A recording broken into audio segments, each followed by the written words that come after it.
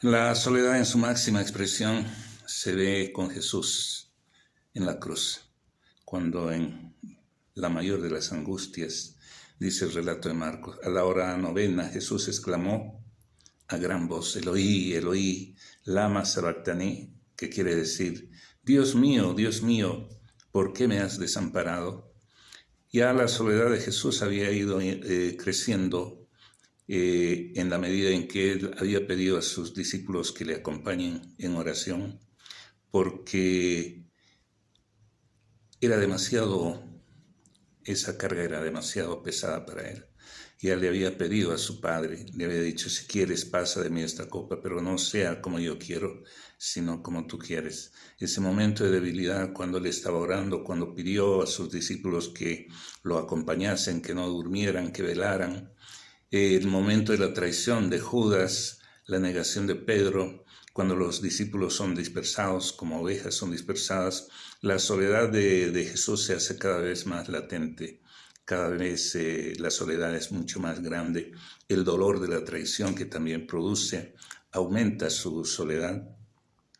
Cuando es llevado ante las autoridades en el juicio, ante los líderes religiosos, cuando recibe todas las burlas, toda la crítica, los golpes, la humillación, cuando es trasladado ante Poncio Pilatos y cuando los soldados se burlan poniéndole una corona de espinas, golpeándole en la cabeza, cubriéndole el rostro y pidiéndole que profetizara. Y estando en la cruz, los sacerdotes todavía se burlaban, pidiéndole que, siendo el Hijo de Dios, se salvara. Ellos no se daban cuenta de que Jesús con ese acto estaba dando la posibilidad de salvar al mundo entero. A todos aquellos que quisieran aceptar ese mensaje, que por fe quisieran aceptar el sacrificio de Jesús. Y es en esos momentos, una vez que por esos fenómenos naturales la tierra queda en tinieblas, cuando Jesús en esa soledad exclama de lo profundo de su corazón, ¿por qué me has desamparado? Ese es uno de los momentos de soledad más terribles. Posiblemente en algún momento hemos podido atravesar algún tipo de soledad por la traición, el dolor. Debemos darnos cuenta que Jesús como ser humano atravesó esas pruebas, esas dificultades, y por eso conoce nuestro dolor. Conoce el dolor de la traición, conoce el dolor de la soledad, conoce el dolor de las burlas, de los golpes, de la maldad del ser humano. Vemos que la maldad también del ser humano fue creciendo hacia Jesús. Se fueron ensañando con la traición, con la sentencia de muerte, llevarlo ante las autoridades, ejecutar esa sentencia de muerte, llevando su cruz, cargando con el peso del pecado de los seres humanos. Y ahí es cuando se puede sentir esa soledad expresada, soledad a la máxima expresión. ¿Por qué me has abandonado? Entendiendo que el pecado es lo que hace separación entre Dios y el hombre.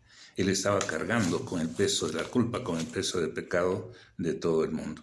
Él estuvo en esa pasión por salvar al ser humano, entregando y renunciando a sí mismo. Algunas personas que a pesar de, en el caso de Pedro, después de la traición se arrepintió. En el caso de José de Arimatea, que pidió el cuerpo de Jesús después que murió y lo llevó hacia un sepulcro donde él había comprado, lo cubrió con un manto de lino, dice el relato. Muchas veces teniendo la posibilidad de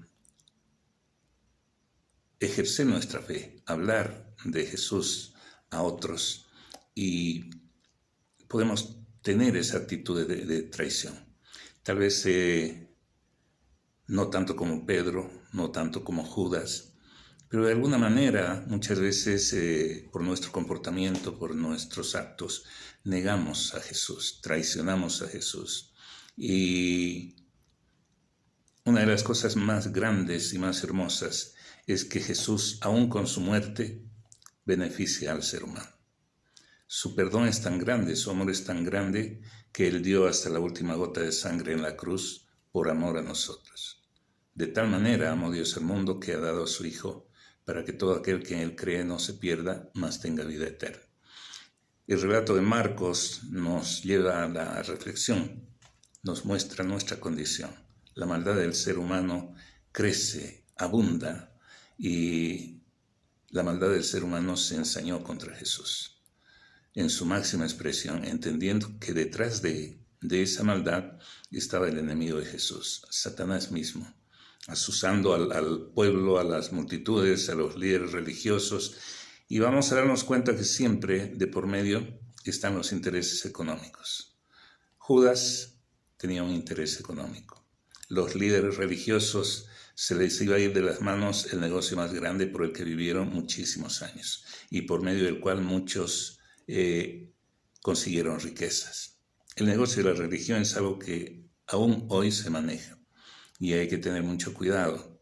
Manejar la religión para enriquecerse, manejar la religión como un lugar de conseguir dinero es bastante peligroso y hay que tener muy en cuenta y hay que tener mucho cuidado con esto. Podemos ver que eso es el pan de cada día en el tiempo que estamos viviendo. Hay muchísimas religiones que se aprovechan, hay muchos pastores que viven así como vivían los sacerdotes en el tiempo de Jesús. No ha cambiado mucho en algunos aspectos, pero sí, la obra de Jesús está siempre latente para todos aquellos que quieran aceptarlo. ¿Qué decisión vamos a tomar? ¿Vamos a hacer como Pilatos? ¿Vamos a tomar la decisión de José de Arimatea? ¿Vamos a traicionar como Judas? ¿O vamos a negar como Pedro? Es una decisión que el Señor espera de cada uno de nosotros, que decidamos servir a Cristo.